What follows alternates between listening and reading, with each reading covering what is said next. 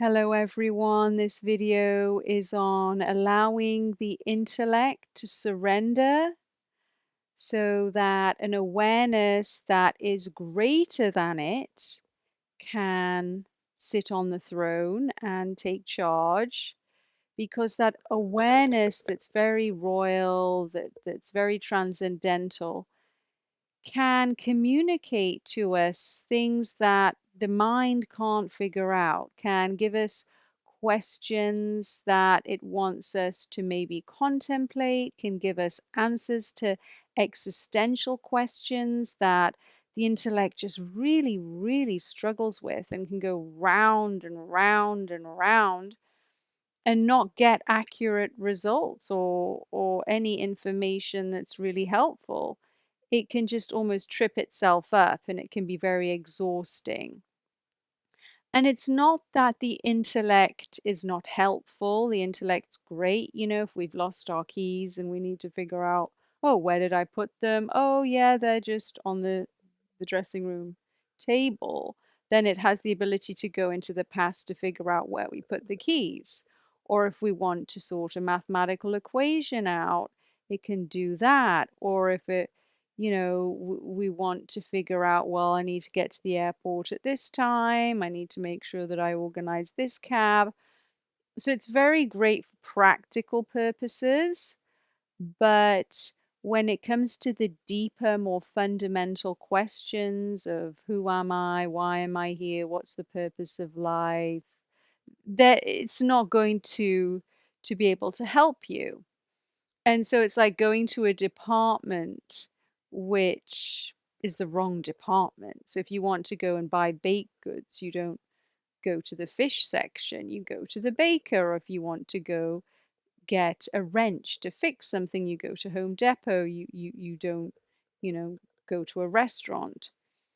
And so whenever there's suffering, profound existential suffering, we can't go to the mind. And that's why meditation is so wonderful, because it just moves us beyond our body, beyond our mind, connects us to an intelligence that's much greater than that has the answers to those questions, so that that intelligence can infuse every single cell of our body. And then we can start to just intuit and know things. And that's the best way to live, because otherwise, we can burden our minds. We can ask our minds to do things that it can't do, and it just send it spinning and spinning and spinning and spinning. And sometimes it's just trying to figure things out, and we just keep demanding that it gives us these answers, and it just gets so exhausted and depleted. Eventually it just kind of implodes. And then when it's given up, that intelligence can take over. But that's quite an exhausting way of doing it. And it also links to meditation techniques. So some meditation techniques that include focus use this idea that the mind will want to try and stop thoughts. And that's impossible, because thoughts are just a byproduct of stress, just cleansing. And it gives the mind a job to do, to focus and not move, and that's impossible. And so the mind tries to stay still, and it just can't stay still. It just can't. It has to move. And then it just gives up, and then we might get a little bit of transcendence once it gives up. But there are easier ways to transcend than to exhaust the mind. And I've done meditation videos on that subject. So if you're interested, you can go back and look at the meditation video talks. But when it comes to spiritual awakening, sometimes people who are geniuses, sometimes people who are very intellectually oriented, can have difficulty letting go of that crutch, that identified with their mind. They're identified with its brilliance, its ability to maybe move very fast and It's maybe been celebrated, and it is something to celebrate. You're very lucky if you are intellectual. You're very lucky if you can use that to solve problems in everyday life.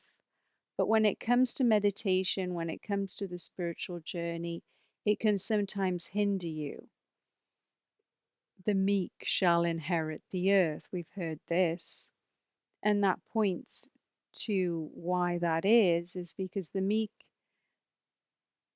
they just follow very simple instructions and then they inherit everything. And so when one is learning to meditate effortlessly and they simply allow their mind to move and in between those passing thoughts, come back to whatever is suggested, whether it's a mantra, sensation in the body, the breath, they will just follow those instructions and they'll allow the mind to move and they'll allow it to settle and they'll allow it to move and they'll allow it to settle and they'll just get out of the way and then down they go into a peaceful place. If we're very intellectual, we place all of our attention on the power of the mind and won't let go. And we'll ask questions, well, what will it work? Why am I doing this? This isn't going to work. Am I doing it correctly? And because the mind is so active with intellectual people, it just keeps tripping them up and up and up. But once you transcend the mind, you will know that you don't know anything. Once you transcend the mind,